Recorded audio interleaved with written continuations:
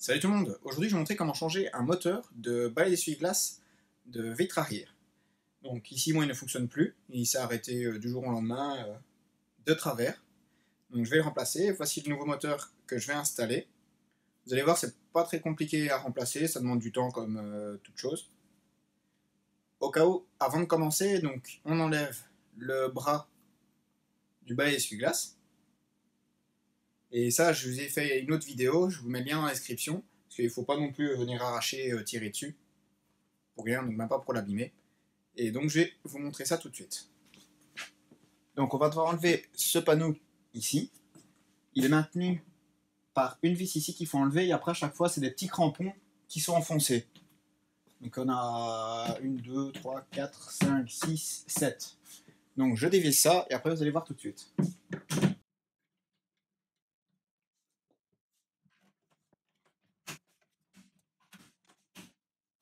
Voilà, donc maintenant que c'est enlevé, j'ai oublié de le préciser, c'était une vis de Torx 20. Donc il vous faut un embout de Torx 20. Pour ceux qui ne savent pas, donc du Torx, c'est ceci. Vous voyez, c'est un embout étoile, petite mise au point, ça serait le top du top. Voilà, donc c'est un embout étoile, et donc il vous faut une douille comme ceci. Enfin une douille, un embout. De base, Renault en met au niveau de la roue de secours, donc normalement vous devriez en avoir.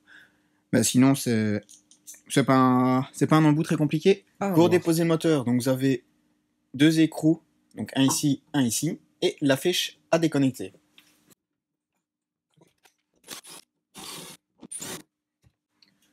Pour pouvoir dévisser l'écrou, c'est surtout la question, pour faire simple qu'on peut faire compliqué. Je dois maintenir avec un tournevis le boulon, et l'écrou, je dois venir le dévisser à part.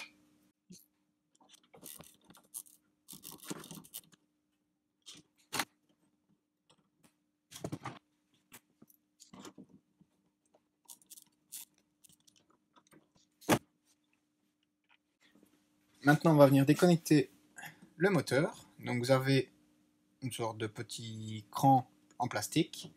On appuie dessus et puis on tire.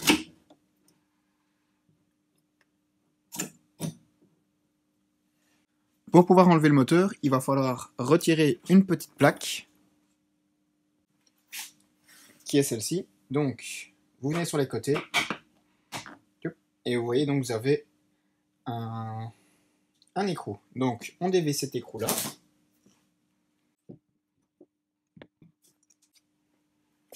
Voilà, donc voici le moteur déposé. Ici, voilà celui que je vais installer. Vous allez voir, c'est pas pareil, mais je sais qu'ils sont compatibles. Donc l'idéal, c'est de bien comparer les moteurs avant, surtout de le remplacer. Et ce que je vais faire aussi, c'est de le tester avant de l'installer, parce que imaginons celui-ci, enfin je sais qu'il fonctionne, mais il viendra de ne plus fonctionner, autant en être sûr. Et ce qui est bien aussi de comparer, parce que des fois les modèles sont les mêmes, mais ce qui est bien de comparer, c'est aussi les fiches. Donc je vais brancher celui-ci, voir s'il fonctionne, et si ça fonctionne, je vais tout serrer, et ça sera bon. Voilà, donc j'ai tout réinstallé, donc j'ai mis la vis et l'écrou ici, et celle-ci, donc je l'ai bien rebranché. Ici, donc j'ai resserré l'écrou.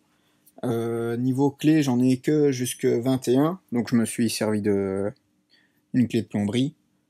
Donc je l'ai bien resserré. Ça, il y a des petits joints en caoutchouc, donc ça sert à rien de serrer comme un malade, étant donné que ça va tout écraser, donc serrer correctement. Et tout de suite, je vais le mettre en route.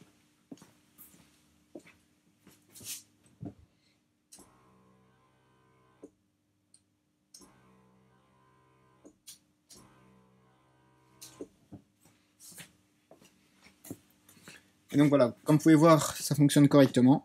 Donc je vais réinstaller le cache et remettre tout simplement le bras du balai d'essuie-glace. Et ensuite c'est fini. Donc après, ce qui restera à faire, c'est remettre le cache en plastique. À la limite, je vais vous montrer tout de suite après. Donc on remet le cache.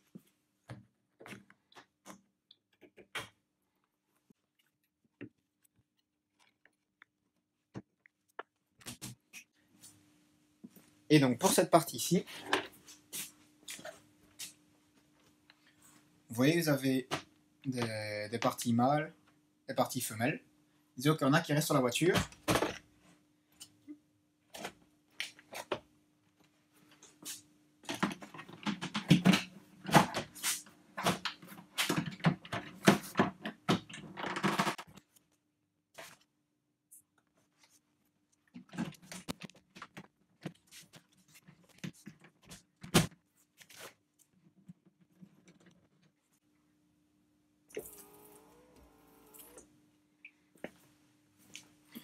Et donc voilà, donc, comme vous avez vu, c'était pas bien compliqué. Juste ici, quand j'ai fait le test avec le balai, ça tournait dans le vide, donc ça n'avait pas été assez serré ici.